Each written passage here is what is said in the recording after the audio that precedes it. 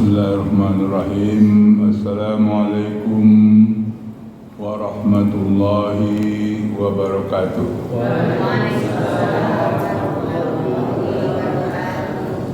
Alhamdulillah wa syukrulillah wa salatu wassalamu ala rasulillah man la nabiyya ba'dah. Asyhadu an la ilaha illallah wa asyhadu anna Muhammadan abduhu wa rasuluh. Rabbi ishrah li sadri wa yassir li amri wahlul 'uqdatam min lisani yafqahu qawli. Bapak-bapak, ibu-ibu, jemaah Masjid Al-Anwar yang dirahmati Allah, mari kita bersyukur kepada Allah Subhanahu wa Ta'ala bahwa pada pagi hari ini kita masih diberi kesempatan oleh Allah Subhanahu wa Ta'ala untuk duduk di majelis taklim ini, untuk mengikuti dan menambah ingatan kita terhadap beberapa ajaran-ajaran yang dibawa oleh Muhammad Sallallahu Alaihi Wasallam. Bapak Ibu sekalian, pagi hari ini kita akan berbicara tentang sunnah dan bid'ah. Kita harus berpegang teguh kepada sunnah Rasul, dan kita harus melihat bid'ah mana yang bisa diikuti dan bid'ah mana yang harus dijauhi. Rasulullah SAW dalam salah satu hadis yang agak panjang bersabda, rawahu Abu Dawud wa Tirmizi, dan dia berkata hadis ini hadis hasan sahih. Artinya dari Abi Irbad bin Suryah radhiyallahu anhu berkata, Rasulullah sallallahu alaihi wasallam memberi nasihat kepada kami, nasihat yang sangat menggetarkan hati dan menimbulkan air mata. Kami berkata, ya Rasulullah, seolah-olah engkau memberi nasihat pengajaran terakhir, seolah-olah terakhir, pauswana, maka berilah kami tausiah.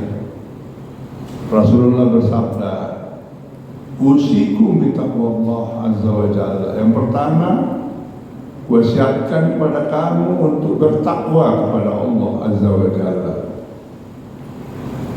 Yang kedua, wasam'i wa ta'ah, dan mendengar serta patuh. Sami'na wa ta'na. Dan jika pun memerintah kamu adalah seorang hamba,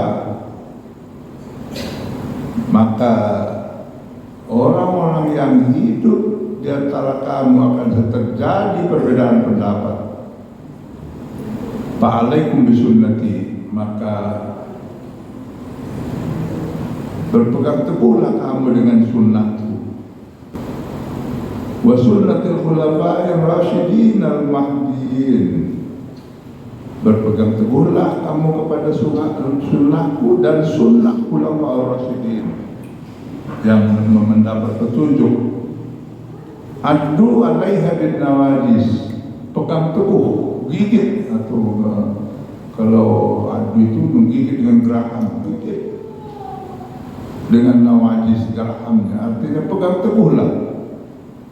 Wa iyyakum wa muhdatsatil umur, hati-hati kamu terhadap perbuatan-perbuatan yang baru, karena setiap yang baru itu akan muncul bid'ah, dan setiap yang bid'ah itu adalah sesat. Tirmizi berkata bahwa hadis ini hadis sahih. Bapak-bapak, ibu-ibu sekalian, hadis ini sekarang menjadi lebih populer lagi dengan dikembangkannya satu pemahaman bahwa munculnya bid'ah-bid'ah yang banyak terutama di Indonesia ini dikembangkan oleh para teman-teman kita, sahabat-sahabat kita, para Wahabi yang membawa nama Salafi. Sengaja saya ungkap kembali ini supaya mengingatkan kita bahwa sunnah, apa itu sunnah? Sunnah kalau diucapkan kepada satu ibadah, sunnah itu bisa menjadi sunnah. Umpamanya, apakah sholat qabliyah Jumat itu sunnah atau tidak? Yang jelas, kalaupun ahlu sunnah wal jamaah melakukan sholat sunat qabliyah Jumat, itu hukumnya sunnah, bukan wajib. Nah, maka itu sunnah, artinya sunnah. Ya. Mereka yang mengatakan bahwa tidak pernah dikatakan dilakukan oleh Rasul sebelum sholat Jumat, maka mereka mengatakan tidak ada sunnahnya.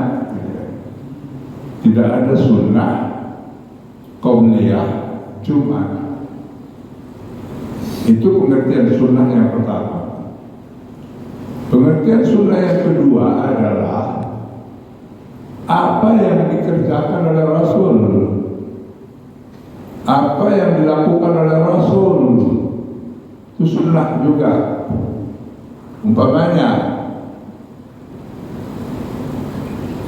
pakai baju tuh, baju apa namanya itu, baju padang, ya, baju Arab, itu baju tuh namanya, itu yang selalu dipakai, itu pakaian, itu disebut juga sunnah Rasul. Makanya orang yang memakai baju Arab atau tuh itu disebut mengikuti sunnah Rasul, mengikuti kebiasaan Rasul. Wajib? Tidak wajib. Tapi dia disenangi oleh Rasulullah SAW. Maka banyak orang di Indonesia pun memakai baju itu bukan karena dia orang Arab, tapi karena dia senang dengan pakaian yang dipakai oleh Rasulullah SAW. Sunnah yang ketiga dipahamkan adalah manakala dia menyangkut ibadah dan bisa dipahamkan kalau dia perintah hukumnya wajib. Nah, itu sunnah Rasul.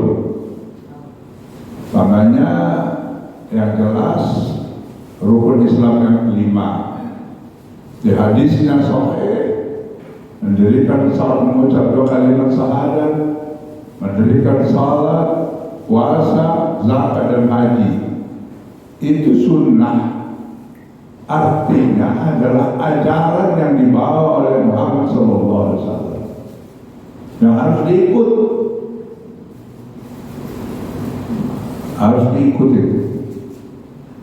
itu ajaran yang dibawa oleh Nabi Muhammad SAW. Nah, makanya ada sunnah Rasul, itulah yang disebut dengan hadis. Jadi sunnah Rasulullah dengan hadis itu adalah ada hadis perbuatan, ada hadis ucapan, ada hadis diam, sukut. Jadi bapak-bapak yang sudah sekalian, kalau Rasulullah satu ketika berkata, innamal a'malu binniyat, bahwa setiap amal itu wajib dengan niat atau ditentukan oleh niatnya. Itu hadis ucapan, Rasul mengucapkan, namanya hadis qauli. Apabila Rasulullah tidak mengucapkan tapi melakukan, seperti dia mengucapkan sallu kama ra'aitumuni usolli, sholatlah kamu seperti kamu melihat aku sholat. Sholatlah kamu seperti kamu melihat aku sholat. Atau khuzu anni manasikakum, ambillah, contohlah dariku ibadah haji kamu. Bagaimana sholat Rasul? Nah, di situ maka bisa terjadi perbedaan pendapat, pemahaman. Seperti apa? Rasulullah kan sholat, nggak pernah ada orang di depannya kan? Sedangkan dalam ucapan Rasul di atas dada Allahu Akbar, apakah ada orang? Ya mungkin memahamkan Allahu Akbar di sini, dadanya di sini. Ada orang tenang, ada orang ke bawah, ada lepas. Nah, karena Rasul hadisnya bukan perbuatan, bukan ucapan, tapi perbuatan Rasul. Yang ketiga, hadis itu bisa diam Rasul, tak bercakap dia, dan tak melarang, tak bercakap dia, dan tidak melarang. Umpamanya apa? Ada orang memakan sesuatu binatang yang selama ini Rasul tidak pernah makan.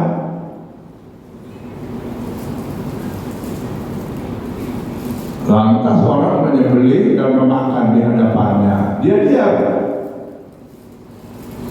Dia diam. Itu hadis diam, syukur. Artinya Rasul tidak melarang. Waktu Rasul ditanya, kenapa Rasulullah diam dan kenapa tidak memakan? Rasul menjawab, saya tidak suka. Nah, bukan haram. Saya tidak suka. Nah, itu gambaran sunnah, saudara sekalian. Yang kedua, kita bicara bid'ah. Bid'ah. Apa itu bid'ah? Bid'ah adalah segala sesuatu yang dibuat tanpa ada persamaan sebelumnya.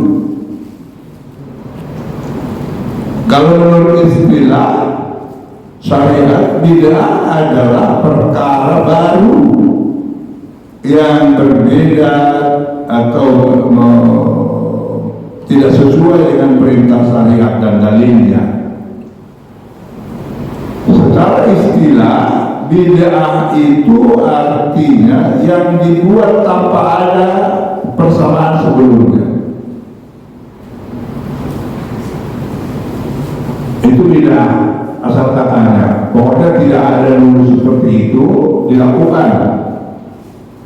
Bid'ah itu. Namanya apa? Tahlilan 3 hari sesudah yang meninggal berpulang ke rahmatullah. Ada tahlil 3 malam tahlil. Ada pada zaman Rasulullah. Ada sebelumnya, tidak ada. Pada zaman Rasulullah tidak ada.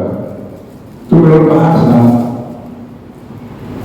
Tapi menurut syariatnya, bid'ah itu sesuatu hal yang baru yang bertentangan dengan ajaran sebelumnya.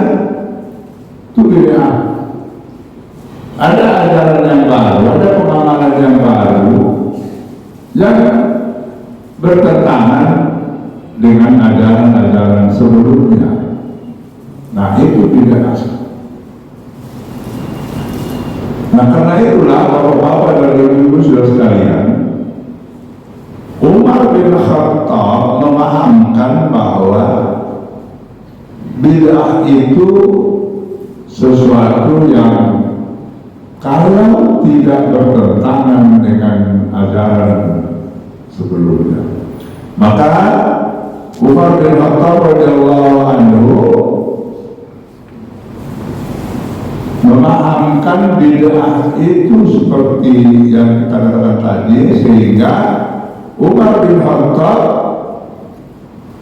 mempelopori adanya sholat tarawih yang umum yang saya sampaikan. Umar bin Khattab lah sahabat yang mempelopori sholat tarawih, sunat tarawih berjamaah di masjid.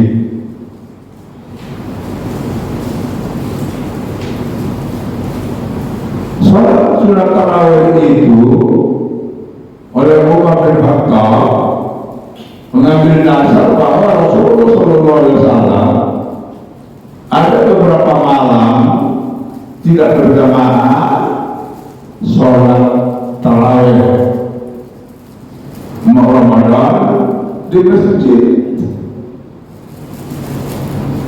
Setelah itu diikuti oleh jamaah, dia berhenti, tidak diteruskan.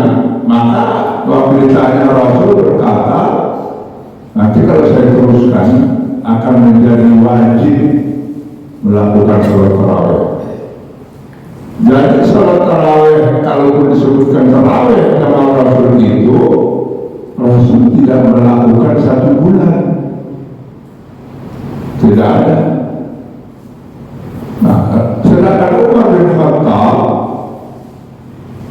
melakukan sholat tarawih berjamaah di masjid 36 rakaat dengan imam tertentu dan 1 bulan lamanya. Apakah itu bid'ah? Ya. Apakah itu bid'ah yang bertentangan? Tidak. Karena ada dasarnya. Ada dasarnya sholat tarawih yang dilakukan oleh Rasul dengan sholat malamnya, maka ada dasarnya. Maka waktu ditanya Umar bin Khattab, ini kemana dia khalifah? Inilah bid'ah yang terbaik, kata. Atau ini adalah sebaik-baik bid'ah. Bid'ah tapi baik, namanya bid'ah hasanah, bid'ah yang baik, atau bid'ah mahmudah, bid'ah yang terpuji. Nah, karena itu Bapak sekalian, Imam Syafi'i membagi bid'ah itu menjadi 2. Pertama, bid'ah terpuji, kedua, bid'ah tercela. Kalau terpuji ada dasarnya, kalau tercela tidak ada dasarnya dan bertentangan dengan syariat sebelumnya. 1. Yang kedua, Bapak sekalian, Rasulullah tadi mengatakan dalam hadisnya, "Fa'alaikum bisunnati wa sunnati rasuli wa sunnatil khulafa'ir rasyidin al-mahdiyyin." Berpegang teguhlah kalian kepada sunnahku dan sunnah khulafa'ir rasyidin. Kita kenal khulafa'ir rasyidin itu paling tidak 4, Abu Bakar, Umar, Utsman, Ali. Al-Mahdiyyin yang sudah mendapat petunjuk dari Allah Subhanahu wa taala. Umar bin Khattab termasuk khulafa'ir rasyidin. Jadi petunjuknya termasuk yang dikatakan oleh Rasul kita ikuti. Nah, kemudian belakangan Bapak sekalian,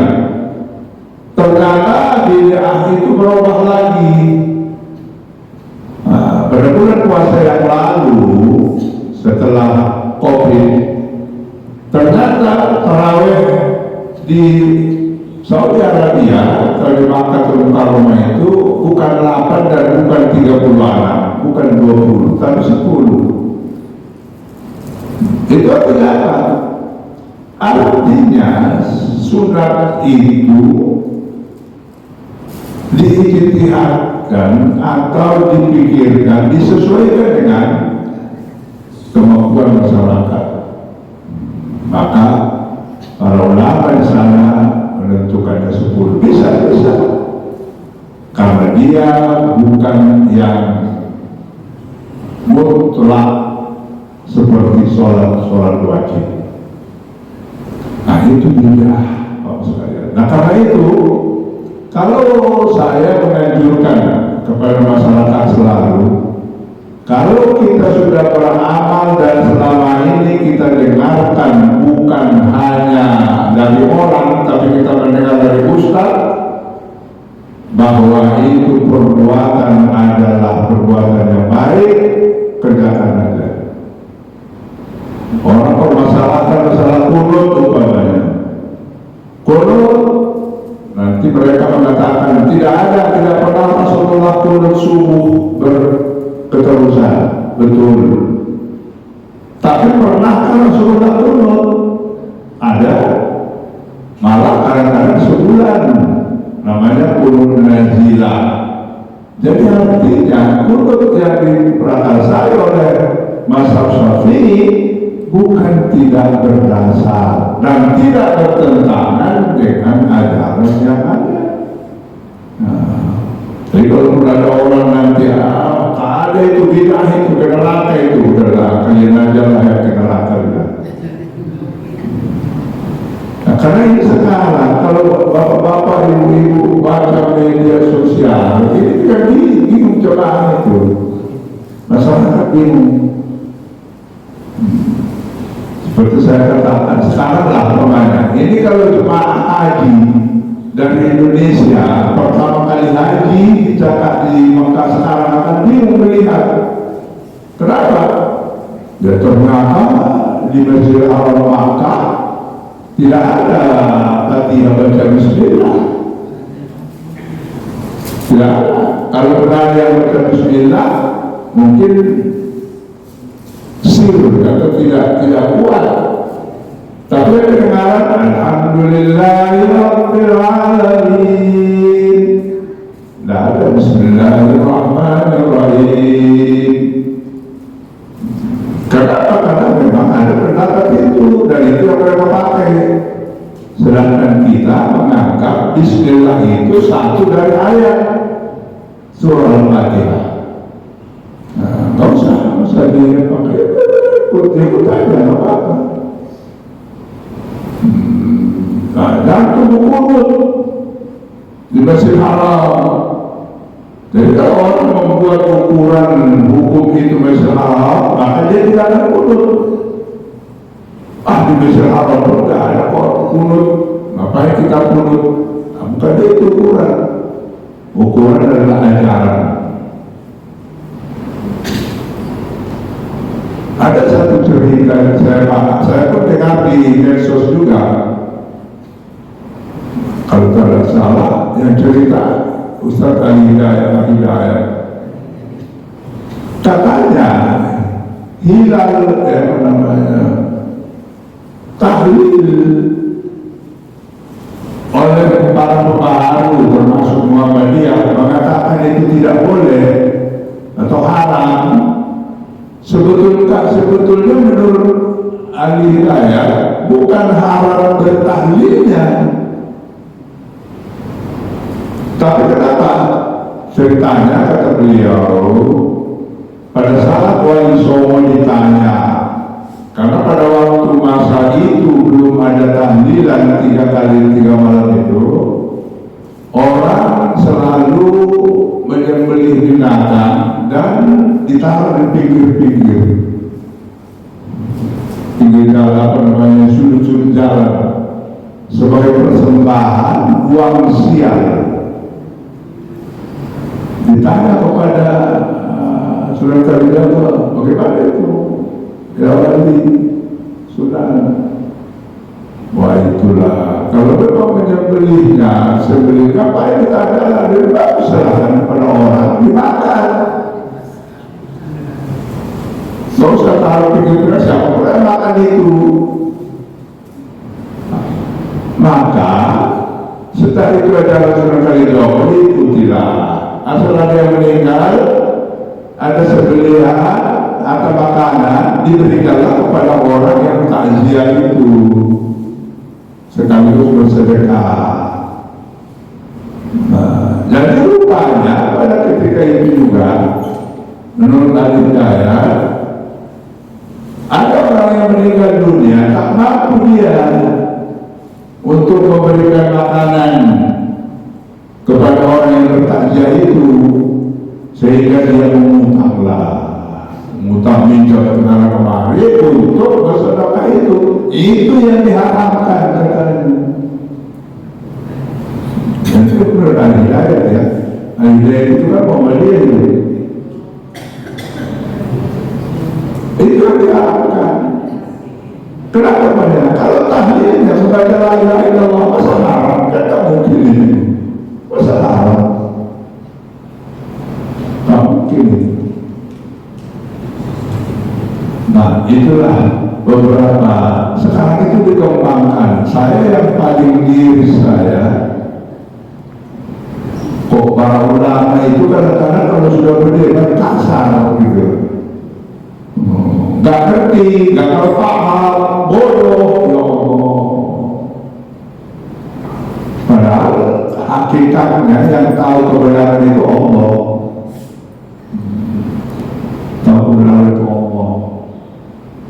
Satu ketika sudah sekalian, Rasulullah perintahkan para sahabat untuk pergi ke satu daerah untuk kepentingan tentara gitulah. Mereka berangkat, tengah jalan tiba waktu sholat,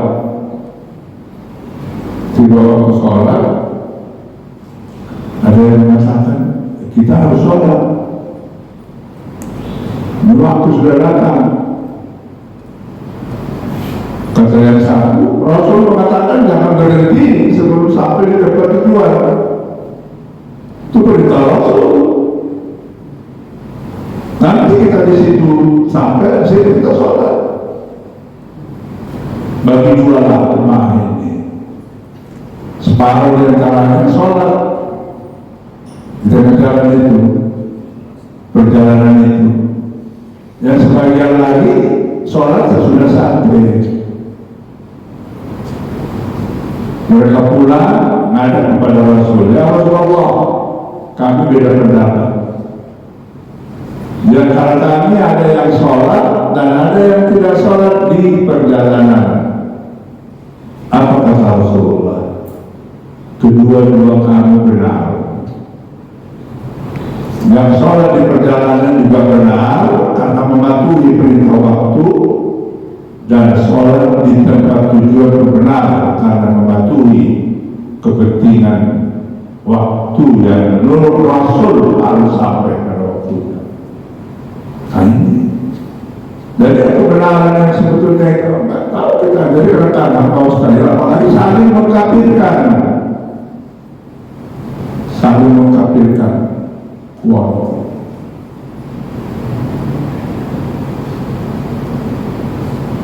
Terlalu kejam. Kadang-kadang akibatnya kita sesama Islam itu sendiri lebih kasar terhadap umat Islam daripada orang lain yang bukan Islam. Lebih kasar kadang-kadang.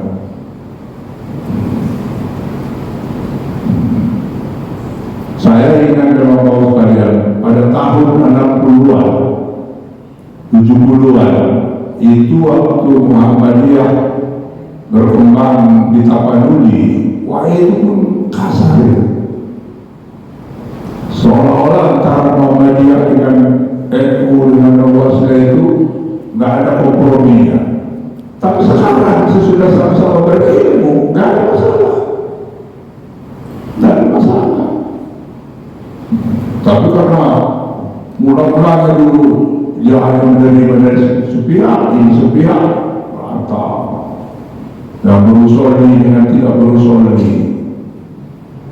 Padahal kuncinya Bapak sekalian dua ya. Kita itu salah bid'ah itu kalau ibadah. Kalau ada itu adalah kebiasaan. Kebiasaan yang ada di tengah-tengah masyarakat itu namanya adat.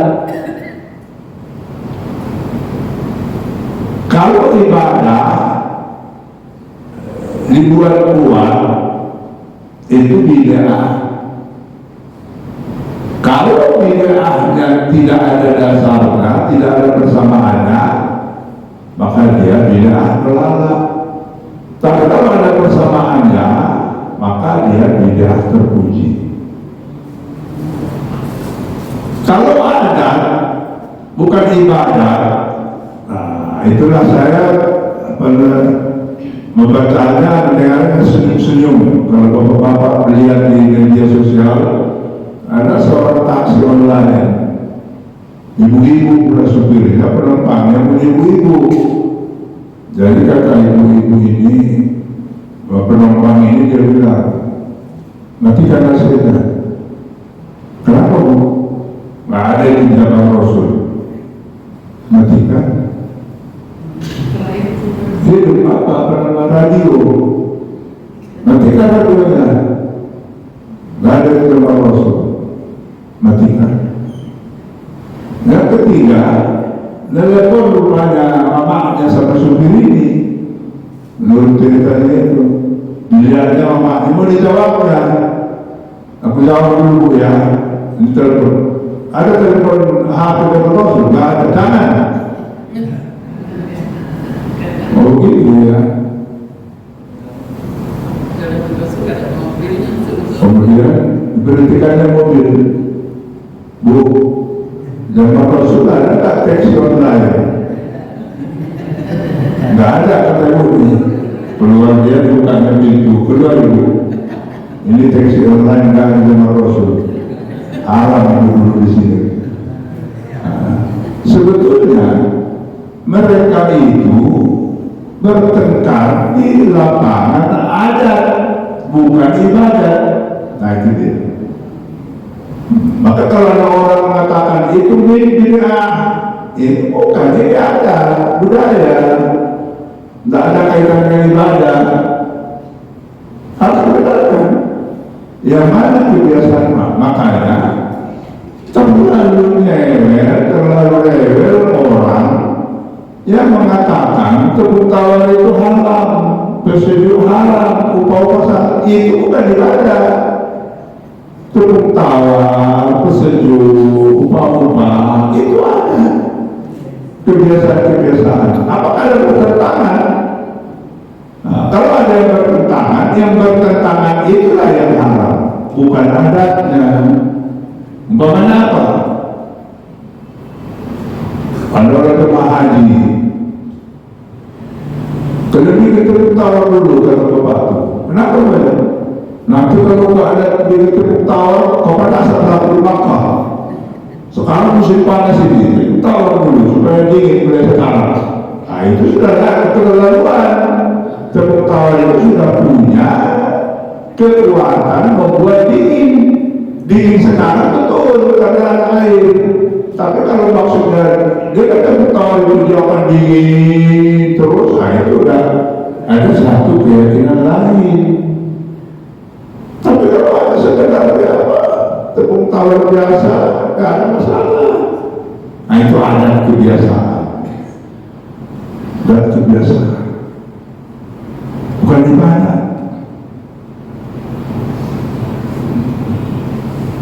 Kalau itu Ustaz menghormat kepada orang tua, salaman kepada orang tua, sungkan sama orang tua, itu ada atau tidak ada? Nah itu hormat kepada orang tua, kalau lupa sayang sama orang tua, ada atau tidak ada? Ibadah, bukan ada. Adanya ada juga. adat itu ada yang tidak bertentangan dengan ibadat. Kata orang Padang tadi, adat yang bersendi salah. Adat yang bersendi salah itu boleh. Adat yang bertentangan dengan syarak itu tidak boleh. Nah itu antara adat dan ibadat. Bapak Ibu sudah sekalian, nah kata kunci yang saya sampaikan pada pengajian ini, nggak usah bingung, nggak usah ragu. Kalau ada yang kurang jelas, tanya kepada ustadz yang memang sejalan dengan apa yang kita lakukan. Itu aja. Sekarang yang paling payah lagi, ada orang yang bisa membingungkan jemaah. Apakah haram hukumnya taklid? Tak boleh katanya mengikut. Jadi Pak Supriyadi kalau mau melakukan sesuatu perbuatan harus tahu hukumnya. Dasarnya apa? Kalau tidak boleh. Karena tidak boleh mengikut. Jadi kalau ada orang mengatakan, bagaimana kalian melakukan seperti itu? Nah itu kata guruku, nggak boleh katanya. Boleh. Karena tidak semua orang yang alim. Jadi kadang-kadang orang bedakan taklid dengan ittiba. Kalau ittiba mengikut, kalau taklid katanya ikut membabi buta.